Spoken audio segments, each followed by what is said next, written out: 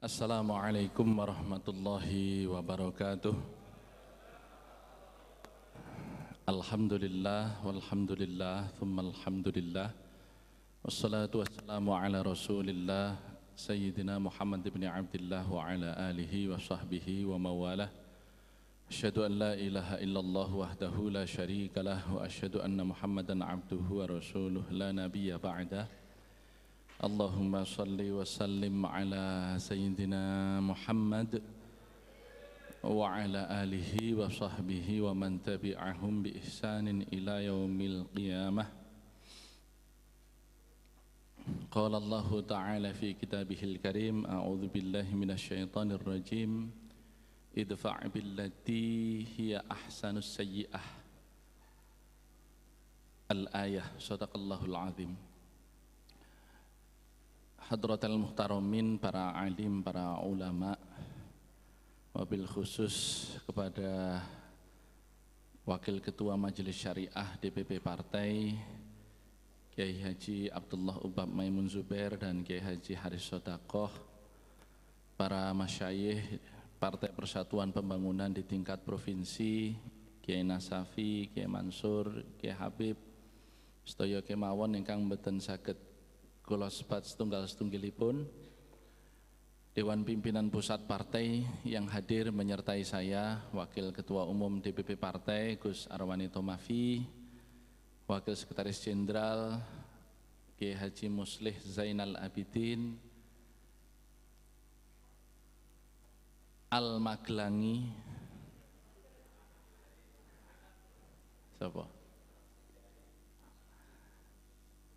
Niki mboten Gus malih niki Syekh Mukhlisin sing mboten Lahuddin, Wakil Bendahara Umum DPP Partai sekaligus anggota DPR niki sing kula beto mriki niki sedaya anggota DPR, tiga-tigane tepuk tangan Jawa Tengah niki. Soalnya anggota DPR king Jawa Tengah sedaya. Ketua Dewan Pimpinan Wilayah yang baru mendapatkan surat keputusan, Pak Mas Ruhan, bersama Sekretaris Mas Abdul Syukur dan seluruh jajaran Dewan Pimpinan Wilayah, para Ketua Sekretaris Dewan Pimpinan Cabang P3 se-Jawa Tengah, para anggota DPR Provinsi maupun Kabupaten Kota yang hadir, rekan-rekan hadirin dan hadirat yang berbahagia, media cetak dan elektronik yang senantiasa setia meliput acara-acara P3.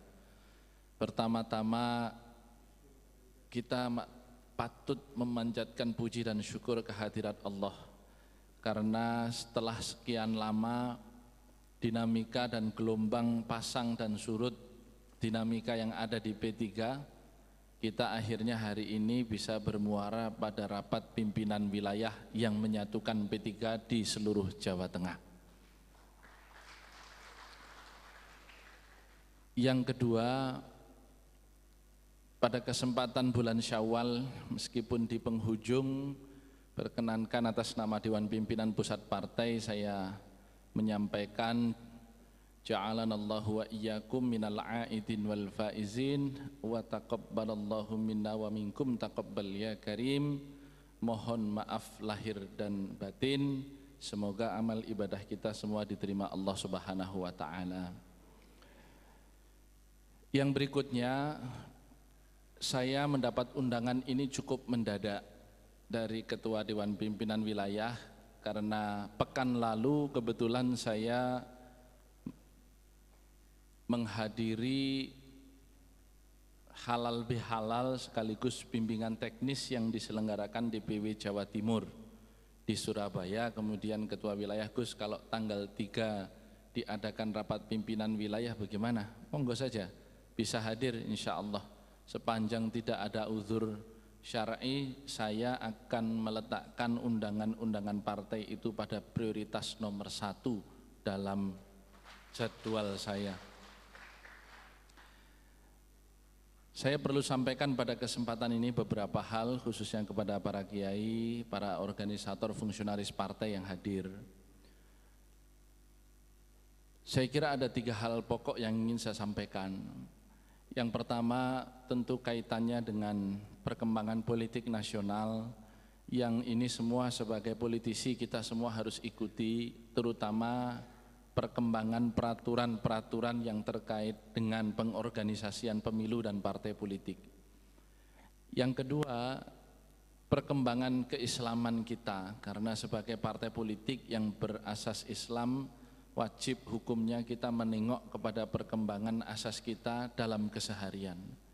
Dan yang ketiga tentu perkembangan keP3-an. Tiga hal ini, keindonesiaan, keislaman dan keP3-an ini selalu saya sampaikan dalam berbagai kesempatan sesuai dengan perkembangan yang terjadi yang paling mutakhir. Yang pertama saya ingin cerita terlebih dulu tentang perkembangan politik nasional akhir-akhir ini. Kita tahu persis pasca P3 yang pada waktu itu masih begitu rupa dinamikanya, berlangsung muktamar di Surabaya, dan Jawa Tengah ini saksi yang paling sahih karena hadir di dua-duanya. Ya. Jadi bukan ISIS lagi, tetapi memang menjadi saksi sejarah. Lebih hebat lagi bukan hanya sekedar saksi, tapi pelaku sejarah gitu. Jadi kontribusinya sangat nyata di dalam dinamika P3 kemarin. Kalau yang lain-lain mayoritas itu provinsi-provinsi kontribusinya cuma setengah-setengah. Kalau Jawa Tengah tidak mau rugi, dua-duanya punya kontribusi gitu. Kita tahu persis bahwa pada waktu itu sikap yang membuat P3 kemudian terbelah adalah sikap antara lain kaitan dengan dukungannya kepada pemerintah. Di Surabaya pada waktu itu jelas muktamar di sana menyikapi dukungan kepada pemerintah, sementara di Jakarta, di Sahid pada waktu itu jelas sikapnya tetap berada di koalisi merah putih. Nah, seiring berjalannya waktu, penegasan kembali diberikan oleh Muktamar Pondok Gede pada waktu itu yang merupakan Muktamar Islah. Kita tetap berada pada dukungan kepada pemerintah karena dawuh para masyayikh, khususnya Simbah Kiai Maimun Zubair pada waktu itu juga menyampaikan bahwa P3 didirikan untuk melakukan amar ma'ruf nahi mungkar. Dan salah satu tempat yang paling efektif untuk melaksanakan amar ma'ruf nahi mungkar adalah bila kita berada di dalam pemerintahan. Dari dukungan itu kita sama-sama tahu persis P3 diberikan ganjaran dalam bentuk penempatan kader terbaiknya yang waktu itu diajukan oleh DPP partai, yaitu Pak Lukman Hakim Saifuddin, lagi-lagi orang Jawa Tengah. Tepuk tangan lagi untuk Jawa Tengah.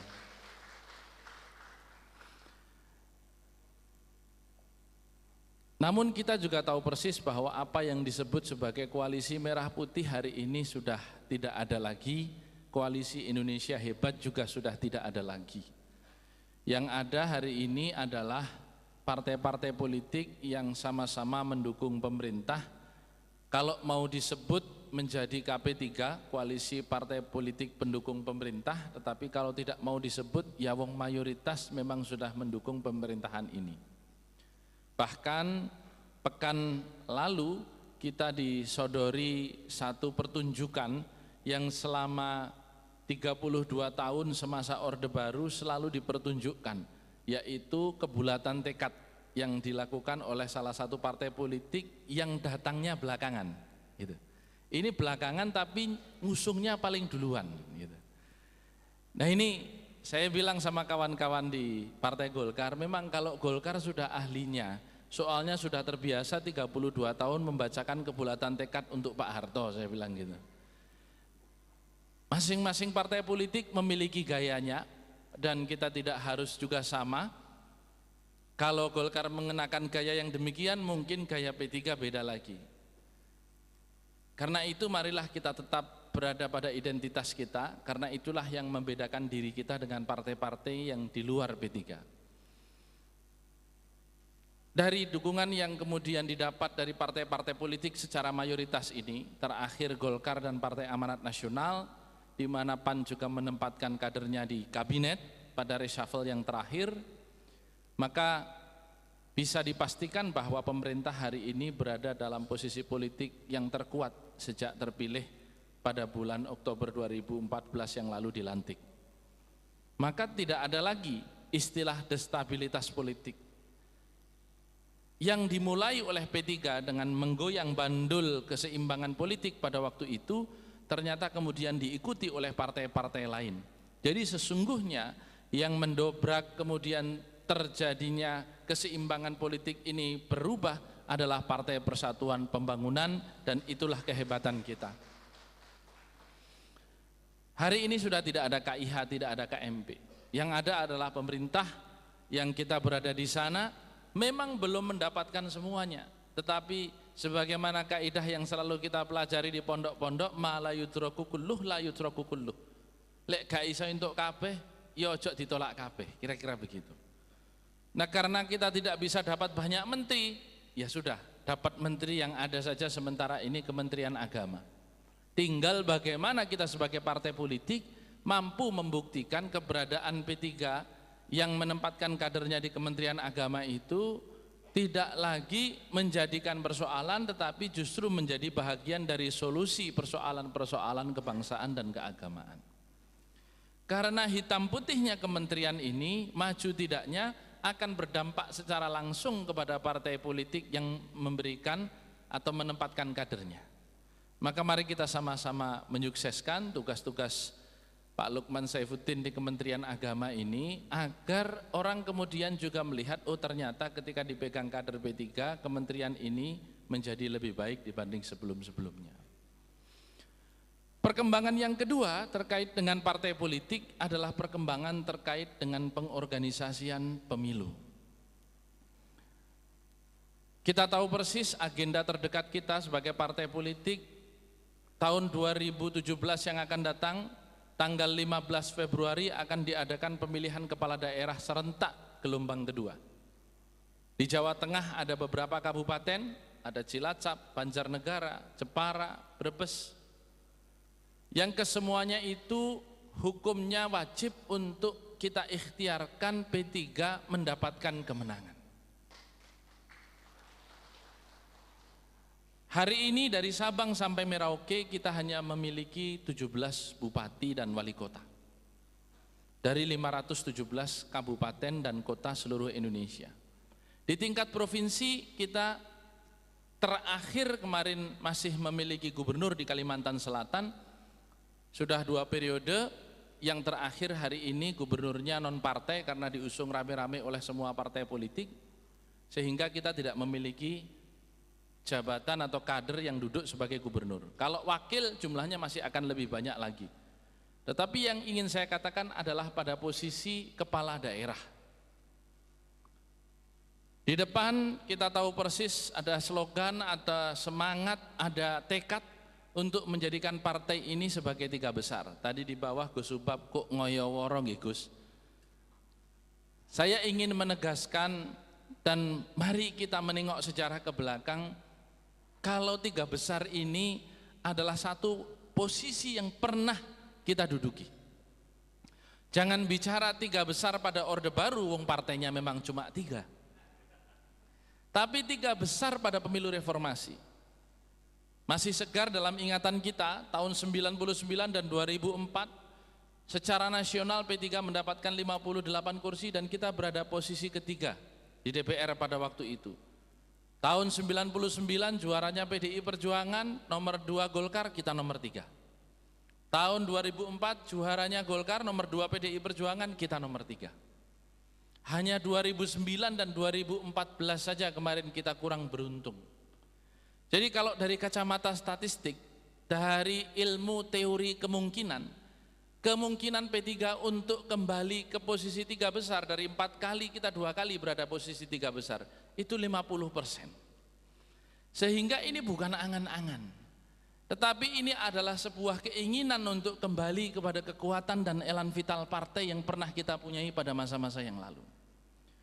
Ini bukan tidak mungkin karena partai-partai yang baru lahir saja bisa menjadi juara dalam kurun waktu 2 pemilu. Demokrat lahir tahun 2002, tahun 2009 kemudian sudah menjadi juara 1. P3 lahir tahun 73, 43 tahun sudah berjalan usia partai ini. Kenapa tidak kita bermimpi untuk kembali kepada 3 besar pemenang pemilu pada pemilu 2019 yang akan datang? Kalau kita sudah memiliki tekad, maka tinggal bagaimana cara kita merealisasikan tekad itu. Jangan sampai ini hanya sekedar menjadi slogan. Karena yang repot itu kalau ini hanya sekedar menjadi ucapan, kabura maqtan indallahi an taqulu ma la taf'alun. Allah itu murka kepada umatnya yang hanya berkata-kata tapi tidak berbuat apa-apa. Jadi kalau ini sudah menjadi semboyan dari Rapimwil kita, harus ada langkah konkret, nyata, detail di lapangan yang harus dilakukan dalam rangka meletakkan partai ini kembali ke 3 besar. Sunnatullah saja, mosok pangeran orang ngekei ganjaran maring wong sing nyambut gawe. Pasti akan ada ganjarannya, tinggal bagaimana cara kita menggerakkan mesin partai untuk kembali menjadi 3 besar. Nah, pilkada ini yang masih dalam kaitan dengan agenda yang pertama yaitu politik, mari kita sama-sama menangkan. Cara memenangkan pilkada bagaimana? Prioritas pertama DPP partai mendorong kader sendiri untuk maju. Kenapa? Karena kalau soal kepandaian, soal profesionalitas, soal kepakaran itu bisa dipelajari. Tetapi soal kesetiaan itu tidak bisa dibeli. Sehingga kader tetap kita dorong untuk maju. Tapi hari ini kita dihadapkan kepada pemilihan kepala daerah secara langsung, yang menang kalahnya itu bergantung kepada 4 tas. Yang pertama, integritas. Mau kader sendiri kalau tidak punya integritas, track recordnya tidak bisa dipertanggungjawabkan, menjadi anggota DPRD tidak pernah memiliki perhatian, reses tidak pernah turun, jangan harap kita mendapatkan simpati masyarakat. Ini yang pertama, integritas. Yang kedua, akseptabilitas. Orangnya memiliki modal sosial yang cukup, sangat kredibel, integritasnya tinggi, tetapi tidak bisa diterima oleh publik. Ada yang modal-modal begini ini. Yang ketiga, elektabilitas. Apakah kalau dia bisa diterima kemudian orang menganggapnya sebagai pemimpin yang layak untuk kita dorong naik? Nah, yang keempat, itu isi tas.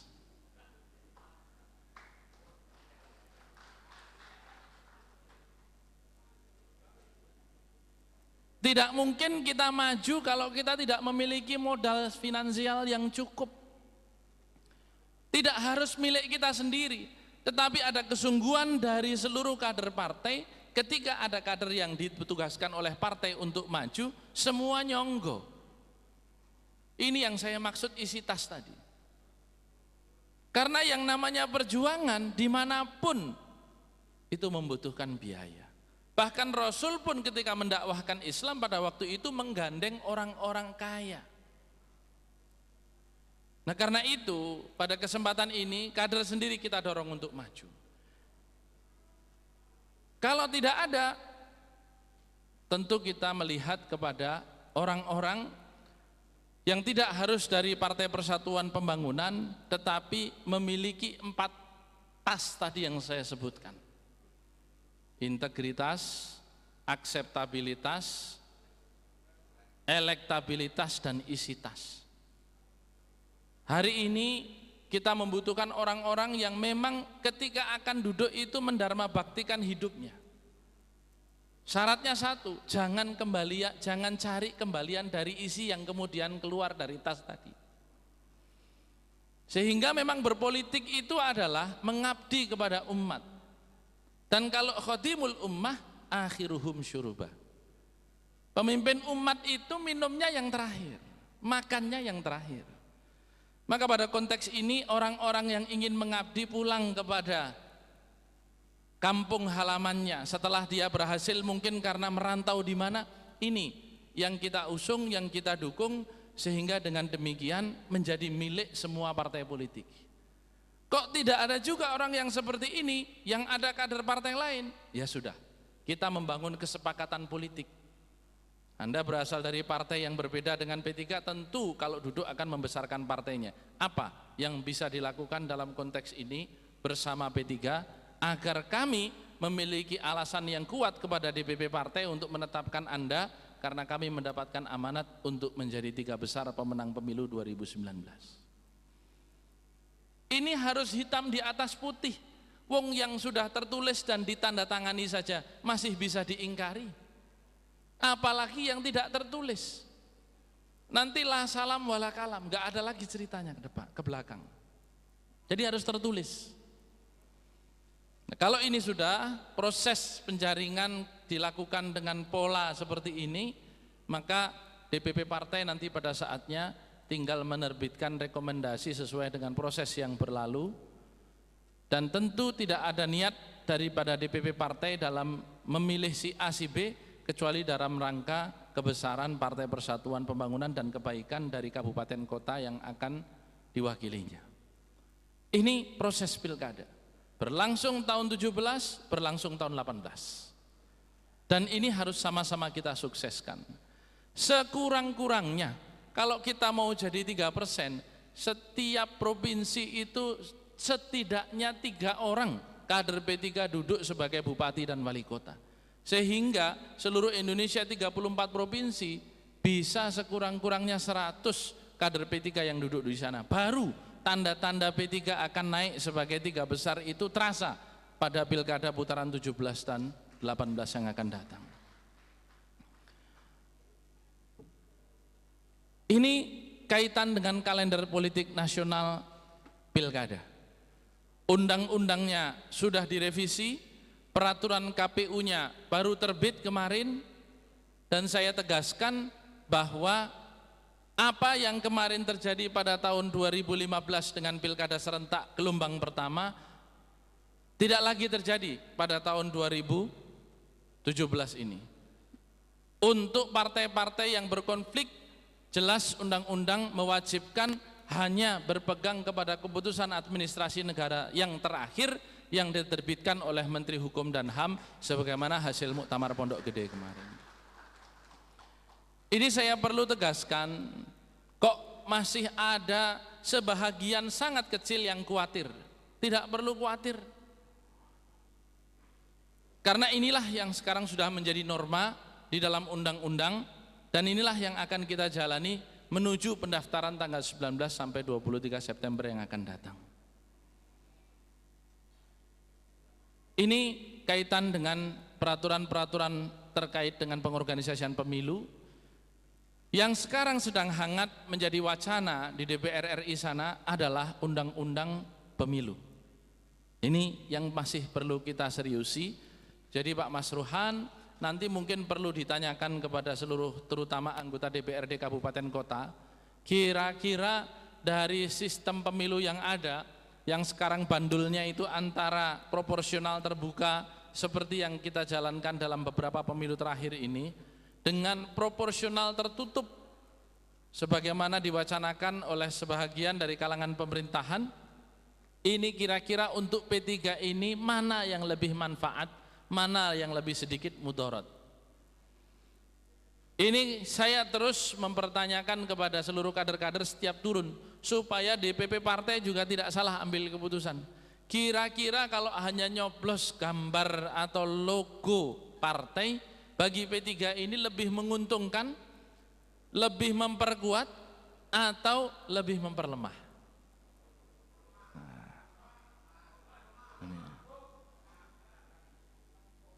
Masih ada yang bilang menguntungkan, ada yang bilang merugikan. Nah ini monggo nanti coba masing-masing Dewan Pimpinan Cabang memberikan pemandangan umum meskipun singkat, ya, supaya Dewan Pimpinan Pusat mendapatkan gambaran secara langsung dan resmi dari hasil rapat pimpinan wilayah. Kalau kita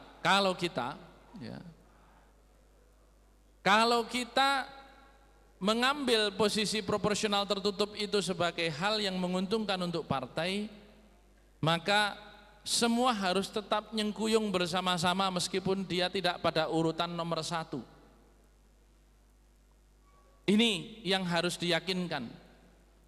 Dan juga ini yang dikhawatirkan semua partai politik. Jangan-jangan ketika kembali ke proporsional tertutup, yang kerja hanya nomor urut 1, yang lain tidak bekerja. Gitu. Nah, karena itu kita masih terus menyerap mana yang terbaik, dan sekarang masih dalam wacana ada anggota-anggota DPR kita di Komisi 2 yang sudah saya tugaskan untuk terus mengamati dan mengikuti perkembangan ini secara seksama. Ini yang terkait dengan perkembangan politik nasional yang terakhir. Yang kedua, saya ingin sedikit mengangkat tentang perkembangan Islam akhir-akhir ini.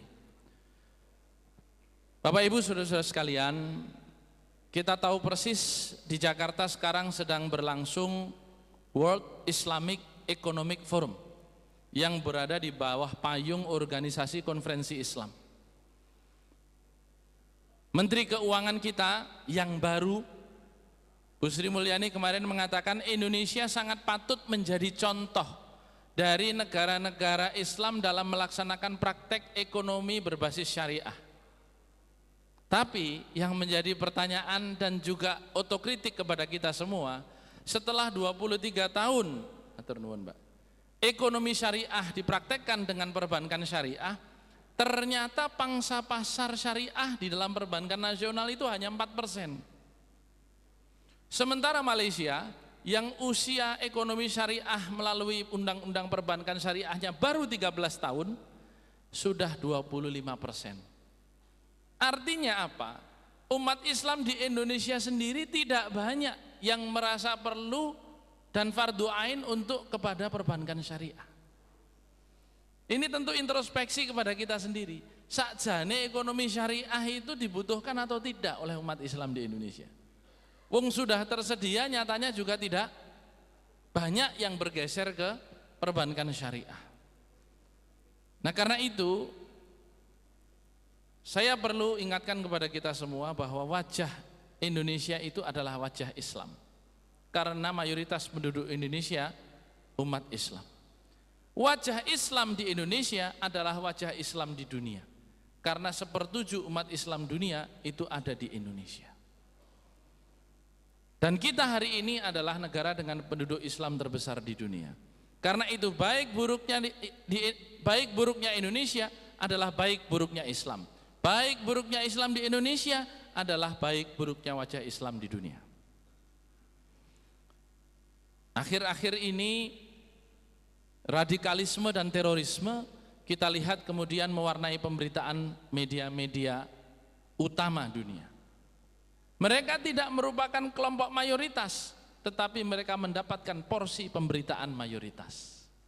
Mereka tidak mewakili tindakan umat Islam secara umum, tetapi mereka mewakili pemberitaan umat Islam secara umum. Kenyataan yang ada di media inilah yang hari ini kemudian menjadikan Islam mendapatkan stigma sebagai agama yang pro kekerasan, padahal tidak. Nah, karena itu sebagai partai politik kita harus terus memelihara semangat anti kekerasan ini, semangat anti radikalisme di dalam mempraktekkan paham-paham keagamaan ini, karena kita lihat baru 2-3 hari yang lalu tersulut lagi satu tindakan yang berbasis dan diindikasikan dipicu oleh tindakan-tindakan yang bernuansa SARA di Tanjung Balai sana, Sumatera Utara. Hanya kita yang bisa menjaga perbedaan ini, dan Partai Persatuan Pembangunan sebagai satu-satunya partai Islam yang ada di parlemen adalah partai yang paling wajib untuk berdiri di garda terdepan untuk memastikan keislaman dan keindonesiaan itu tetap bisa berdampingan dengan damai. Kalau beberapa ulama kita mengatakan Partai Persatuan Pembangunan ini adalah partai yang sesungguhnya merupakan penggugur dari wajibnya kehadiran partai Islam di negara yang mayoritas Islam. Ibarat kata P3 ini fardu kifayah, membuat orang-orang lain gugur kewajibannya untuk mendirikan partai berbasis Islam. Kenapa? Karena barangkali hari ini orang tidak terlalu sensitif dengan keberadaan partai berbasis agama. Tetapi nanti ketika lama-kelamaan sistem, tata nilai, para pejabat semakin jauh dari nilai-nilai agama, orang baru kemudian merasakan, oh iya ya, karena memang tidak satupun partai berbasis agama yang ada di Indonesia mengingatkan kewajiban itu. Di berbagai tempat saya contohkan bagaimana satu negeri yang namanya Azerbaijan itu kehilangan syariatnya. Meskipun 97% beragama Islam. Kenapa? Karena memang tidak hadirnya agama dalam penyelenggaraan bernegara. Karena waktu itu Azerbaijan berada di bawah naungan Uni Soviet. Sehingga mereka lupa sholat, mereka tidak pernah melaksanakan zakat, mereka bahkan tidak tahu arah kiblat, mereka juga tidak tahu keharaman khamr. Ini yang saya saksikan dengan mata kepala sendiri. Ini negeri Islam, negeri yang dekat dengan negeri-negeri Islam karena berbatasan dengan Iran, tetapi ternyata syariat sudah tidak lagi dijalankan. Baru hari ini setelah mereka melepaskan dari Soviet, pelan-pelan mereka mulai belajar kembali Islam. Nah, hal-hal semacam ini baru akan menjadi concern ketika dia hilang. Nah, karena itu tugas kita sebagai politisi P3 memastikan partai ini bukan hanya sekedar ada, tetapi bagaimana partai ini bisa menang dan berkuasa sehingga apa yang kita cita-citakan dalam politik amar ma'ruf nahi mungkar itu betul-betul terwujud di dalam kehidupan berbangsa. Ini kaitan dengan keislaman. Nah, ini kaitan dengan kepetigaan yang saya ingin singgung agak lama. Bapak Ibu saudara-saudara sekalian, partai ini sudah 43 tahun, sudah melampaui 10 kali pemilu sejak tahun 77. Maaf, 9 kali pemilu sejak tahun 77. Sayangnya partai ini belum pernah menang menjadi nomor 1. Sebagian pengamat mengatakan bahwa partai agama itu di Indonesia tidak terlalu diminati. Ada yang pakai tesis, ada yang pakai disertasi, ada yang berdasarkan survei, ada yang berdasarkan kemungkinan yang dia simpulkan. Semuanya beramai-ramai mengatakan itu. Tentu jawabannya kembali kepada kita, betulkah demikian? Apakah ini fenomena lokal Indonesia? Apakah ini fenomena regional Asia? Apakah ini fenomena internasional? Kalau menggunakan agama ternyata tidak menjadi partai yang dipilih orang. Saya ingin pastikan dan tegaskan tidak. Kenapa? Karena banyak partai-partai berbasis agama, bukan hanya P3, partai-partai yang berbasis agama lain di belahan dunia lain ternyata dia juga tetap mendapatkan dukungan. Kita tahu persis di India beberapa tahun terakhir, beberapa pemilu terakhir yang berkuasa adalah partai Hindu Bharatiya Janata. Kita tahu persis di Turki yang sampai hari ini masih memegang tampuk kekuasaan adalah partai AKP yang dipimpin oleh Erdogan. Itu juga partai berbasis agama, dalam hal ini Islam. Kita tahu persis di Jerman partai yang pada waktu hari ini masih berkuasa adalah CDU, Partai Kristen Demokrat. Jadi sebenarnya terpulang kepada kita sendiri. Apakah kita menggunakan agama sebagai jualan partai, ataukah kita berpartai dengan berdasarkan agama? Karena ini dua hal yang berbeda. Kalau yang kita jual agama, semata-mata Islam agamaku, Ka'bah kiblatku, P3 pilihanku, yakin dengan hanya itu kita tidak akan pernah menang. Tetapi kalau kita kembali kepada jati diri, partai politik itu keberadaannya apa, dan agama digunakan sebagai landasan, maka hasilnya akan berbeda. Nah, karena itu ketika kita sekarang mencanangkan 3 besar, ada hal-hal yang harus dilakukan setelah kita kemarin 2 tahun gontok-gontokan, bubar-bubaran. konflik tidak berkesudahan. Yang pertama, akhiri seluruh perbedaan. Hanya dengan bersatu maka kita akan kuat. Kalau kita masih berbeda pandangan, biarkan. Wong pandangan itu memang tidak pernah satu. Wong istri kita itu kadang-kadang juga kelihatan cantik, kadang-kadang kelihatan tidak. Kelihatan cantik kalau nggak ada yang lain, kalau ada yang lebih cantik ya jadi nggak kelihatan cantik. Ini soal bagaimana persepsi kita terhadap partai kita sendiri. Bagaimana persepsi kita terhadap P3 hari ini. Jadi biarkan. Maka tadi saya katakan di awal, saya coba sitir, idfa' billati hiya ahsanus sayyi'ah. Kalau kemudian masih ada yang mengata-ngatai kita, masih ada yang menghina kita, biarkan. Karena ajaran Quran, tukarlah dengan kebaikan. Karena kalau kita ikut menghina, kita ikut mencela, maka ada dua orang hina, yaitu orang yang menghina pertama dan kita yang kemudian balik menghina. Jadi biarkan saja. Bagaimana akhlak Rasulullah ketika ada seorang Yahudi yang setiap hari ketika Nabi lewat di depan rumahnya itu diludahi. Yang dilakukan oleh Nabi adalah ketika Yahudi ini kemudian sakit, ternyata Rasulullah yang pertama kali menengok. Kalau kita, jangankan 1-2 kali diludahi, baru mau meludahi saja udah kita hajar itu orang. Ini bedanya kita sama Rasulullah. Ya, saya tidak kemudian mengatakan kalau ada yang ludah ya biarkan saja, biarkan saja. Tapi itu bedanya akhlaknya. Karena memang di Al-Quran digambarkan fabima rahmatin minallahi lintalahum. Karena Rasulullah itu memang lemah lembut. Ada saatnya kita tegas, tetapi tegas itu tidak berarti keras. Bedakan antara tegas dan keras. Dalam prinsip beragama, dalam perbatasan antara Islam dan bukan Islam, tegas, tetapi tidak berarti keras. Jadi Bapak Ibu saudara-saudara sekalian, akhlak inilah yang kita lakukan di dalam berbeda. Karena kita ini sering berbicara perbedaan, sering berbicara toleransi, tetapi tidak berbicara tentang bagaimana kita caranya berbeda. Biarkan saja. Nanti juga bosan sendiri. Nanti juga bosan sendiri. Karena kepemimpinan sudah tegak.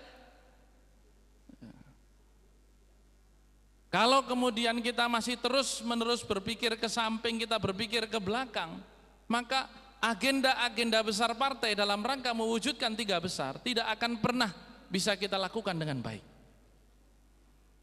Jadi mari kita fokus kepada itu. Bahwa kemudian ada propaganda ini, ada propaganda itu, biarkan saja. Karena orang yang paling mencintai kita sesungguhnya adalah orang yang membenci kita. Karena setiap hari dia mencari apa kesalahan kita. Jadi dia paling mengenal kita. Jadi biarkan saja. Ini yang saya ingin tegaskan tentang P3 hari ini pasca Muktamar Pondok Gede. Yang kedua, kalender organisasi kita sudah tegas. Tadi sudah disinggung oleh Ketua Dewan Pimpinan Wilayah. Konsolidasi ini bermula dari musyawarah wilayah yang sesuai anggaran dasar hasil Muktamar Pondok Gede kemarin. Bagi yang sudah melaksanakan musyawarah wilayah, maka apabila dia diikuti oleh lebih dari 50% jumlah cabang ex Muktamar Bandung, maka tidak perlu lagi mengadakan musyawarah wilayah. Kenapa? Karena kita tidak ingin waktu kita habis untuk permusyawaratan. Yang sudah ya sudah. Soal kepengurusan mari kita susun ulang dengan melibatkan formatur secara lebih luas dan merangkul semua yang masih berbeda pandangan. Karena itu ketika kemarin kita berbeda, barangkali ada yang mengata-ngatai kita, menjelek-jelekkan kita, menjatuhkan kita, merendahkan kita, biarkan saja. Karena memang yang namanya Islam itu begitu adanya, sulit untuk disatukan, tetapi akan mudah kalau kita mau menerima dan mengikhlaskan seluruh yang kemarin sudah mencaci kita itu untuk bersatu kembali. Karena kebesaran jiwa seorang pemimpin itu bukan diletakkan kepada kemampuannya untuk menyingkirkan lawan-lawannya, tetapi pada kemampuannya untuk merangkul lawan-lawannya menjadi sahabatnya.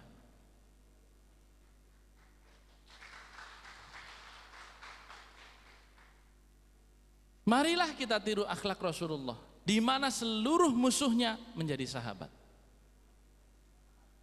Jangan meniru orang yang seluruh kawannya justru dimusuhi satu persatu. Ini jelas anti Rasulullah.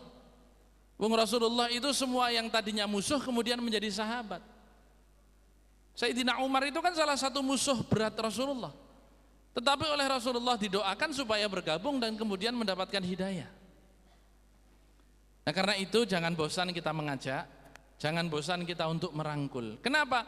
Partai politik itu membutuhkan banyak teman. Sebagai politisi kita membutuhkan banyak kawan. Musuh satu saja itu merepotkan, apalagi kok musuh ini kemudian berhimpun, tambah merepotkan. Maka yang kita lakukan adalah mengajak dan mengajak, dan wajib kita itu mengajak, tidak memastikan dia bergabung. Soal tidak mau urusan masing-masing. Yang penting kita sudah mengajak. Kaitan dengan konsolidasi ini, musyawarah wilayah dan segala bentuk ikutannya yang terkait dengan kepengurusan dijadwalkan sampai bulan 7. Dan Jawa Tengah sudah menepati jadwal itu karena pekan lalu sudah terbit surat keputusan Dewan Pimpinan Pusat terkait kepengurusan Dewan Pimpinan Wilayah. Nah, mulai bulan 8, bulan 9 dan bulan 10 ini adalah waktunya musyawarah cabang. Musyawarah cabang harus dilakukan yang diikuti dengan musyawarah anak cabang bulan 11 dan bulan 12. Dan nanti musyawarah ranting bulan 1 dan bulan 2 2017. Strategi pertama kita dalam melengkapi keinginan kita untuk menjadi 3 besar adalah melengkapkan struktur secara paripurna. Saya ingin tanya pada kesempatan ini kepada seluruh ketua Dewan Pimpinan Cabang, siapa yang menjamin, mengakui, meyakini dan berani dibuktikan bahwa ketua rantingnya lengkap 100%? Silakan angkat tangan ke atas.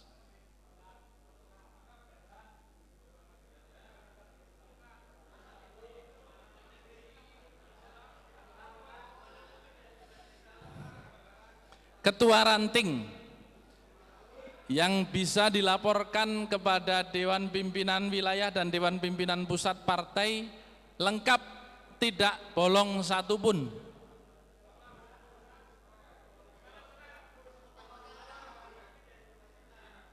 Kebumen, Kota Pekalongan, Kabupaten Pemalang, mana? Solo 3. Jadi mana lagi? Semarang, Rembang apa Semarang? Rembang, Kudus. Berapa cabang ini berarti? Jeporo, Kabupaten Pemalang, Kota Pekalongan, Kabupaten Kebumen, Kabupaten Rembang, sama Kota Solo 3 sama Kabupaten Kudus, berarti 7. Demak 8. Separa sudah. 8. Itu mana itu? Kendal Kabupaten. Pak Masruhan, mana Pak Masruhan? Kok hilang? Mintakan daftarnya lengkap ya kepada dewan-dewan pimpinan cabang yang rantingnya lengkap ini, verifikasi keberadaannya, gampang cara verifikasinya. Yang ada ketua-ketua ranting yang katanya lengkap ini, berikut nomor HP-nya nanti disampling secara acak oleh Dewan Pimpinan Wilayah, barang 5, barang 10 diteleponi. Ya, benar atau tidak? Kalau 10 kali sampling atau 5 kali sampling, monggo DPW menetapkan itu benar, laporkan kepada DPP Partai. DPP Partai akan ngirim 25 juta ke rekening masing-masing Dewan Pimpinan Cabang.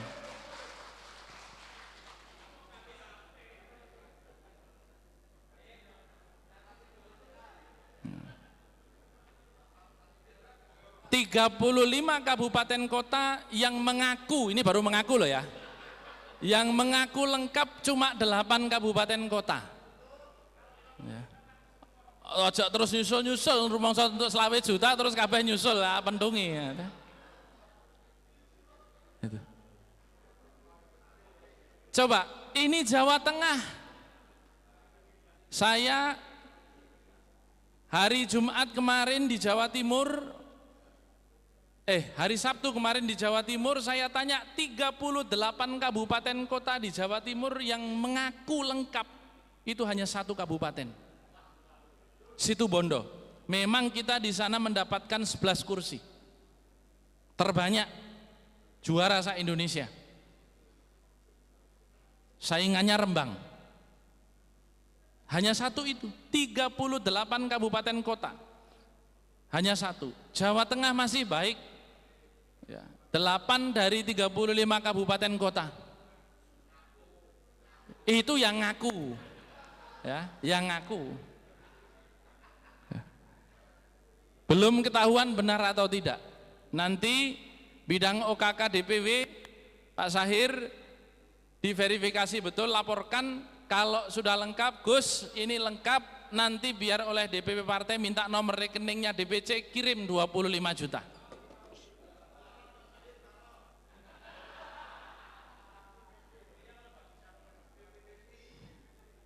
Engko bahasan diverifikasi sebulannya garis siji.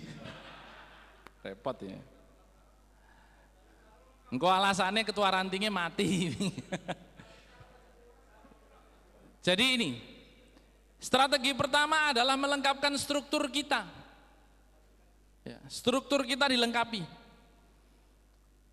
Dan ini dilakukan pada permusyawaratan yang gelombangnya sekarang sedang kita mulai. Muswil sudah berjalan, kepengurusan terbentuk, Muscap akan berjalan, dan kemudian Musancap dan Ranting. Saya ingin tegaskan bahwa permusyawaratan ini dirubah polanya. Tidak lagi kita tunduk kepada demokrasi yang kapitalistik, demokrasi liberal, pemilihan langsung, tetapi kita lakukan dengan pola ahlul halli wal aqdi, atau hari ini dalam demokrasi disebut formatur. 5 orang dipilih dalam musyawarah cabang, 3 orang itu dipilih oleh peserta muscap, 2 orang ditunjuk, 1 oleh Dewan Pimpinan Pusat, 1 oleh Dewan Pimpinan Wilayah, mewakili strukturnya masing-masing. 3 orang dipilih oleh peserta muscap, 1 mewakili unsur pimpinan majelis, apakah itu pertimbangan syariah atau pakar dari DPC yang sedang berjalan, 1 mewakili unsur pengurus harian dari Dewan Pimpinan Cabang yang tengah berjalan, dan 1 mewakili PAC. 5 orang ini yang nanti berembuk untuk menyusun kepengurusan yang terbaik. Jadi saya ingatkan agar ini menjadi pegangan dan tidak ada satupun yang bermain-main dengan melakukan pengkondisian ini itu untuk terpilih sebagai ketua DPC, karena yang menentukan nanti adalah Dewan Pimpinan yang berada di atasnya. Kenapa? Supaya ada kesatuan komando partai. Karena hari ini ibarat kata P3 kemarin telah melalui dinamika yang luar biasa. Yang paling dibutuhkan partai adalah soliditas. Kekompakan kita itu yang pertama. Dan para sahabat yang mulia, Khulafaur Rasyidin, mempraktekkan pola pemilihan kepemimpinan ini berbeda-beda dari masa ke masa. Sayyidina Abu Bakar dipilih dengan cara pemilihan langsung, baiat oleh Sayyidina Umar pada waktu itu yang menggerakkan. Tapi kemudian ketika Sayyidina Abu Bakar wafat, beliau sebelumnya menunjuk Sayyidina Umar, dipilih langsung menunjuk Sayyidina Umar. Kenapa? Karena pada waktu itu disinyalir iman umat Islam terganggu, zakat diberontak, nabi-nabi palsu bermunculan, sehingga kalau ada pemilihan khawatir kepemimpinan ini justru menjadi persoalan. Maka ditunjuk oleh Sayyidina Abu Bakar. Dan ketika Sayyidina Umar wafat, beliau memilih 6 orang yang diistilahkan ahlul halli wal aqdi untuk mencari khalifah yang terbaik, tetapi bukan putra beliau yang diamanatkan untuk boleh dipilih. Nah, karena itu partai juga sekarang ini merombak pola permusyawaratan partai, sehingga yang terbentuk nanti adalah orang-orang yang berada dalam satu barisan yang loyal, satu barisan yang utuh kepemimpinan, Sehingga tidak ada alasan lagi kalau nanti mendapatkan penugasan-penugasan partai yang bersangkutan kemudian mengatakan, lah kemarin DPC-nya itu terpilih sendiri atas ikhtiar sendiri. Tidak ada alasan itu.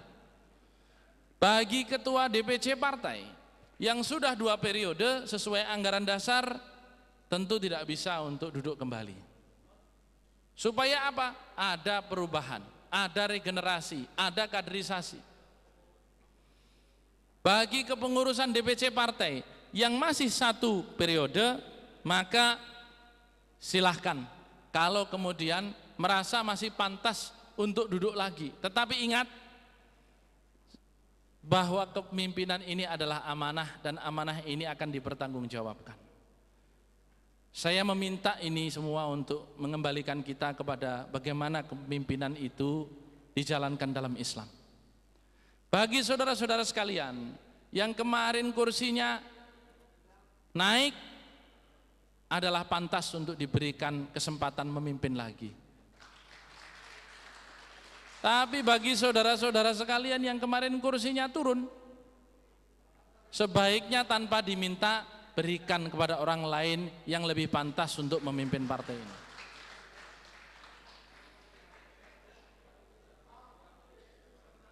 Jadi jelas ukuran kita memimpin partai, jangan kursinya turun terus kok tetap pengen duduk terus. Ini namanya tidak tahu diri. Dan saya sudah meminta kepada seluruh dewan pimpinan wilayah dalam memilih ketua-ketua itu, kriterianya mudah. Yang pertama, dia adalah pejabat publik. Ini prioritas pertama. Pejabat publik itu boleh bupati, boleh wali kota, wakil bupati, wakil wali kota, boleh pimpinan dewan, boleh anggota dewan. Ini yang pertama. Yang kedua, kalau tidak ada pejabat publik, cari pengusaha besar yang memang ingin berniat membesarkan Partai Persatuan Pembangunan. Karena tadi saya katakan di mana-mana yang namanya perjuangan itu butuh biaya, agnia-agnia yang mau mengeluarkan uangnya untuk membesarkan perjuangan Islam melalui P3. Yang ketiga, kalau tidak ada juga, baru tokoh masyarakat yang jelas track recordnya, yang jelas banyak jamaahnya, yang jelas dikenal oleh publik integritasnya. 3 ini, jangan keluar dari patokan 3 ini. Insya Allah kalau kita ketat pada kriteria itu, partai ini akan naik. Kenapa? Karena Rasulullah pun pada waktu itu membutuhkan, saya kemana-mana mengatakan 5 jenis manusia yang diwakili oleh 5 jenis sahabat. Pertama, Sayyidatina Khadijah. Ini seorang tipikal perempuan yang setia mendukung perjuangan suami, bahkan hartanya keluar untuk membiayai Islam. Yang pertama. Yang kedua, itu adalah dilambangkan oleh Sayyidina Abu Bakar. Orang tua, para ulama, para kiai yang menjadi tempat kita bersandar dan bertanya. Yang ketiga adalah dilambangkan oleh Sayyidina Umar, seorang pemberani, seorang preman yang tadinya kemudian tobat karena menjadi garda terdepan pemenangan Islam. Yang keempat dilambangkan Sayyidina Utsman, seorang agniya, dermawan, pengusaha berhasil yang mau berderma. Dan yang terakhir adalah Sayyidina Ali yang melambangkan seorang pemuda militan yang berada di garis terdepan. Nah, kaitan dengan ini, marilah kita kumpulkan di dalam kepengurusan dan struktur tadi jenis-jenis orang seperti ini bersama-sama. Baru partai ini akan naik. Karena kalau tidak, maka yang terjadi adalah partai ini akan mengulang lagi kisah-kisah yang kemarin tidak menguntungkan di dalam pemilu 2014. Kita terlempar. Kalau kemarin naik suaranya, memang sudah kewajiban, wong memang pemilihnya jumlahnya nambah, partainya jumlahnya berkurang. Kok ada P3 di kabupaten dan kota se-Jawa Tengah suaranya turun, itu nemen kebangetannya. Wong pemilihnya naik, partainya berkurang. Jadi yang besok tidak ada alasan lagi. Pola kepermusyawaratan yang ada ini kita manfaatkan, rekrut orang-orang baru, dan jangan alergi dengan keberadaan orang-orang baru, terutama untuk kabupaten kota yang kita belum terlalu banyak mendapatkan kursi. Kembalikan kebesaran partai untuk menjadi 3 besar. Tadi saya tanya di Jawa Tengah, hari ini nomor 1 PDI Perjuangan, nomor 2 Golkar, nomor 3 apa Pak Mas Ruhan di sini? Gerindra. Berarti kita harus menggantikan posisi Gerindra di Jawa Tengah. Yang pasti tidak cukup hanya tepuk tangan. Yang dibutuhkan adalah kerja keras dan kesungguhan kita bersama. Kalau kita masih bekerja dengan irama kesibukan yang sama dengan kita ke pemilu kemarin, memimpin partai periode lalu, maka P3 belum akan naik. Yakin belum akan naik. Tapi kalau kita sudah lebih sibuk, lebih repot, lebih luas jaringannya, lebih banyak kenalannya, dibandingkan dengan pemilu kemarin, dibandingkan dengan kepengurusan di Dewan Pimpinan yang kemarin, insya Allah P3 akan naik. Tapi kalau sampai kita sakit-sakit ngurus partai ini, pasti P3 akan naik, karena kita sudah bekerja secara luar biasa untuk membuat partai ini naik. Ini konsolidasi. Yang kedua, kaderisasi. Tadi DPW partai akan melaksanakan kaderisasi. Kalau DPP partai tegas, tahapannya tahun ini 16 adalah konsolidasi partai dengan pelengkapan struktur. Karena itu Pak Mas Ruhan mungkin lebih baik mengawal konsentrasi pelengkapan struktur ini secara paripurna. Karena itu yang lebih utama. Tahun 17 tahun kaderisasi, tahun 18 tahun seleksi untuk pencalekan, baru tahun 19 tahun kompetisi. Itu tahapannya jelas. Konsolidasi, kaderisasi, seleksi, kompetisi. Yang terakhir, karena ini dibatasi oleh waktu, saya perlu mengingatkan bahwa hari ini sepertiga penduduk Indonesia itu pengguna internet. 88,1 juta di antara 255 juta penduduk kita adalah pengguna internet. Mereka tergabung di berbagai macam media sosial. Ada Facebook, ada Twitter, Instagram, Line, WhatsApp, dan lain-lain. Saya perlu mengingatkan kepada seluruh kader partai, betapa prihatinnya saya ketika menjelang muktamar kemarin, dari 517 cabang di seluruh Indonesia yang memiliki alat komunikasi untuk mampu melakukan media sosial dalam bentuk WhatsApp, itu kurang dari 200 cabang. Nggak sampai 200 cabang. Saya enggak tahu 35 kabupaten kota di Jawa Tengah ini apa semua sudah tergabung dan punya kemampuan untuk WhatsApp atau belum. Yang belum ini tidak berarti tidak mampu. Seringkali yang belum ini tidak mau berubah. Saya perlu ingatkan, perubahan teknologi tidak bisa kita tolak. Yang harus kita lakukan adalah beradaptasi terhadap perubahan. Sedangkan hukum saja berubah, taghayyurul ahkam bitaghayyuruz zaman, apalagi teknologi. Kita harus mulai familiar. Yang belum berbiasa, yang belum biasa bermedia sosial, mulai belajar. Jangan malu untuk belajar kepada putranya sendiri, bahkan kepada cucunya. Kenapa?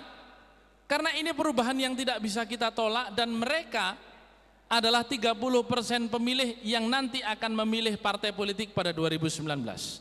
Kalau kita tidak mau berubah dan tidak mampu menyentuh mereka, maka segmen itu tidak pernah mengenal Partai Persatuan Pembangunan. Karena itu saudara-saudara sekalian, lihat, saya sampai hari ini secara aktif masih melakukan updating di berbagai lini media sosial yang saya pegang sendiri. Apakah itu Facebook, apakah itu Twitter, apakah itu Instagram. Kita mulai belajar. Belum sampai pada melakukan upaya rekayasa untuk membuat followernya begitu luar biasa, belum. Tetapi ini kita belajar memanfaatkan. Tiada hari tanpa konsolidasi dan tiada hari tanpa menyebut P3 dalam aktivitas sehari-hari kita.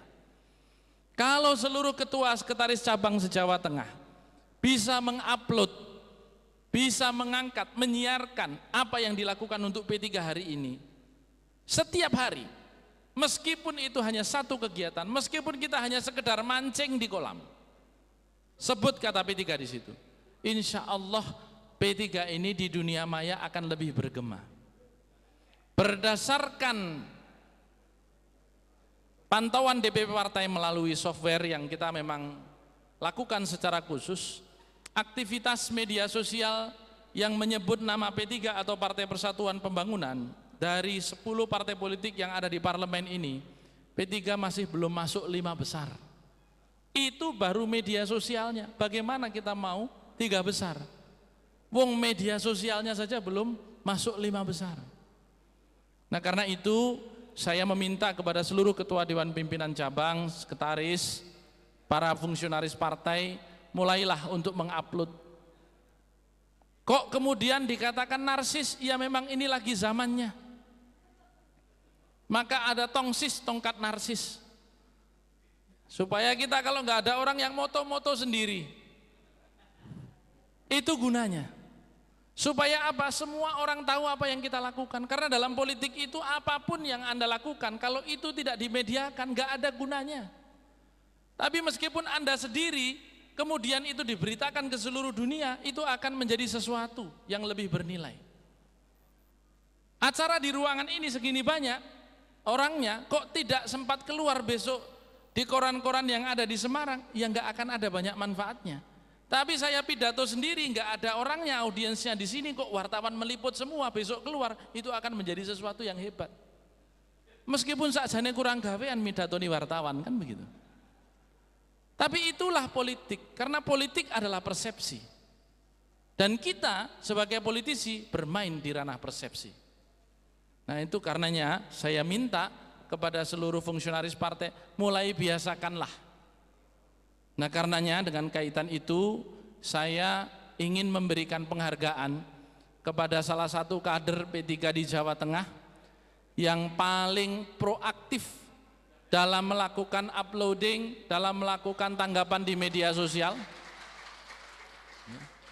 Saya undang ke atas panggung Saudara Priyo, Ketua PAC Jambu, Kabupaten Semarang. Saya ingin ngasih kepada Saudara Priyo ini handphone, karena katanya handphone saya Android lawas, Gus.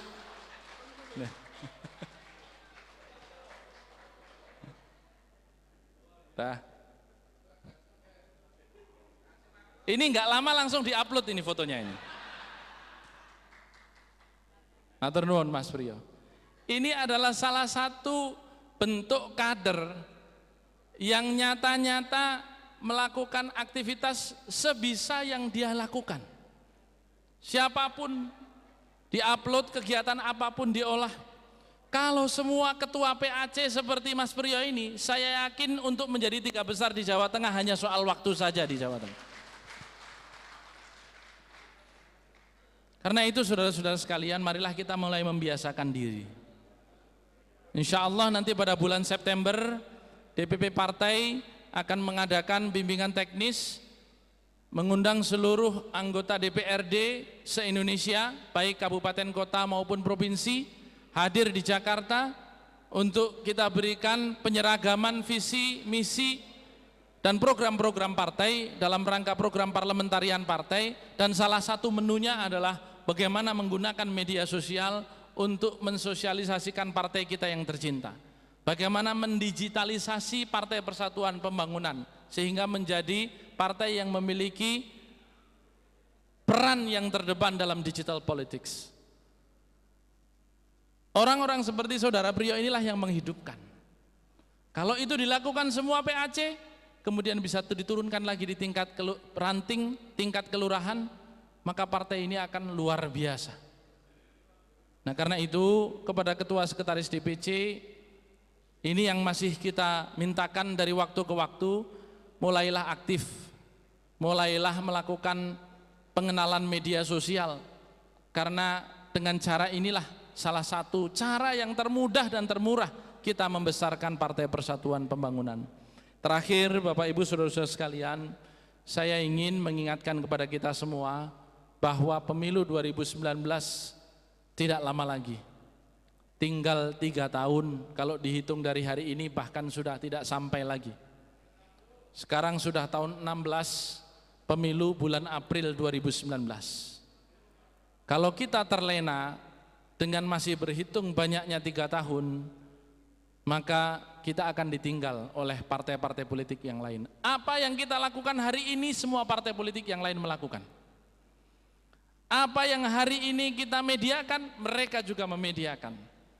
Apa yang hari ini kita konsolidasikan, mereka mungkin akan berkonsolidasi lebih hebat lagi. Bahkan apa yang hari ini kita bantukan kepada masyarakat, mungkin partai politik yang lain juga melakukan bantuan dalam jumlah yang lebih besar lagi. Karena itu tidak ada cara lain untuk kita bisa membuat P3 menjadi 3 besar setelah konsolidasi menyeluruh.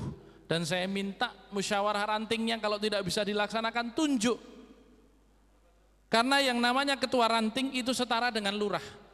Jangan sampai yang namanya ketua ranting kita datang di acara tingkat desa itu duduknya paling belakang, paling tidak di barisan pertama. Jangan sampai ketua PAC kita kalau ada acara-acara di tingkat kecamatan duduknya di belakang. Karena ini setara dengan camat, minimal setara dengan cari. Jadi Bapak Ibu Saudara-saudara sekalian, ini yang harus kita bangun. Karena itu pada kesempatan ini tidak ada cara lain kecuali kita meminjam semboyan dari atlet-atlet kita, Sitius, Altius, Fortius. Menjadi orang yang lebih cepat, menjadi orang yang lebih kuat, dan menjadi orang yang lebih akurat. Tanpa itu, maka apa yang kita lakukan akan juga disamai oleh partai lain. Ketika hari ini kita bergerak, mereka juga bergerak. Semboyan kita hari ini, tagline kita hari ini, sengaja pada waktu itu DPP partai menetapkan bergerak bersama rakyat untuk memastikan partai ini betul-betul kembali kepada semangat emansipatoris yang dibawakan Islam ketika Rasulullah datang di kota Mekah. Bergerak adalah satu-satunya syarat membuat kekuasaan itu dipergilirkan. Wa tilkal ayyamu nudawiluha bainan nas. Bersama wajib hukumnya, karena kalau sendiri namanya berbeda, bukan bersama. Innallaha yuhibbul ladzina yuqatiluna fi sabilihi shaffa. Allah mencintai orang-orang yang berjuang di jalannya yang berbaris rapi. Ka'annahum bunyanum marsus, sebagaimana bangunan yang utuh. Jadi harus bersama. Bersama siapa? Bersama rakyat, karena kita ingin bersama orang-orang yang mau dipimpin. Kullukum ra'in wa kullukum mas'ulun an ra'iyatih. Kita bersama orang-orang yang memang mau dipimpin. Nah, karena itu ada akhlak pemimpin, ada akhlak orang yang dipimpin. Sebagai orang-orang yang dipimpin dalam struktur, tidak ada kata lain ketika pemimpin sudah menetapkan sam'an wa ta'atan. Kenapa? Ketika ada partai lain yang tidak menggunakan basis agama memberikan komando, kemudian di bawah semua taat. Sementara partai ini yang katanya basis dan asasnya Islam, ketika ada komando kemudian malah justru tidak taat, mencari kreativitas, bagaimana caranya berbeda. Ini menjadi pertanyaan otokritik kepada kita semua. Marilah kita sama-sama niatkan, dan kaitan dengan kepemimpinan di tingkat cabang, di tingkat wilayah, bahkan di DPP partai. Pada saatnya nanti setelah musyawarah cabang, saya akan menantang kepada kita semua. Kita memiliki tanggung jawab di cabang masing-masing, di provinsi masing-masing, di tingkat nasional. Marilah kita sama-sama gentleman, menjadi kesatria. Kalau memang kita mampu menaikkan suara partai, menaikkan kursi partai, maka barangkali kalau kita baru 1 periode, pada putaran berikut silahkan, kalau memang partai ini masih memberikan amanah kepada kita. Tetapi kalau kita tidak mampu meningkatkan kursi partai, marilah kita secara kesatria menyatakan berhenti untuk tidak bersedia dipilih lagi. Baru itulah yang namanya kesatria. Saya akan menantang ini setelah struktur di tingkat cabang terbentuk. Sehingga dengan demikian kita semua dihadapkan kepada kontrak politik. Saya akan undang nanti seluruh ketua Dewan Pimpinan Cabang untuk menandatangani kontrak politik, kalau perlu cap jempol darah, untuk memastikan P3 pada pemilu 2019 nanti menjadi 3 besar. Kenapa? Kalau partai lain mampu, kenapa kita nggak mampu? Kita memiliki segalanya, sejarah, tradisi, nilai, tokoh, dan lambang Ka'bah yang mulia. Kenapa lambang Ka'bah yang mulia ini justru lebih rendah dibandingkan lambang-lambang yang hanya semata-mata bermakna duniawi? Dan ingat, falya'budu rabb hadzal bait alladzi at'amahum min ju'.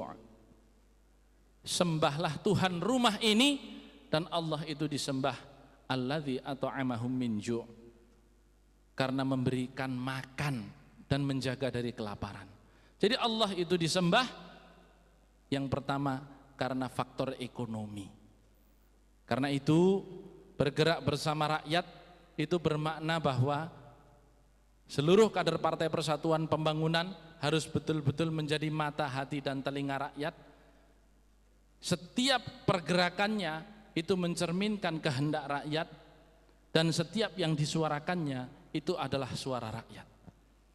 Itu yang saya ingin ajak pada kesempatan ini, sehingga kita tidak terlalu ngawang-ngawang, hanya diajak urusan surga dan neraka saja, tidak cukup. Karena partai politik adalah urusan dunia. Dan agama diturunkan untuk mengatur dunia kita, bukan untuk mengatur akhirat kita. Karena yang ngatur nanti di akhirat urusan Allah Ta'ala. Tinggal bagaimana kita menggunakan agama yang digunakan sebagai asas partai ini terejawantahkan dalam tindakan nyata. Man jadda wajada, kalau kita sungguh-sungguh insya Allah kita akan memetik hasilnya. Saya akhiri, wal'afu minkum wallahul muwaffiq ila aqwamit thoriq. Assalamualaikum warahmatullahi wabarakatuh.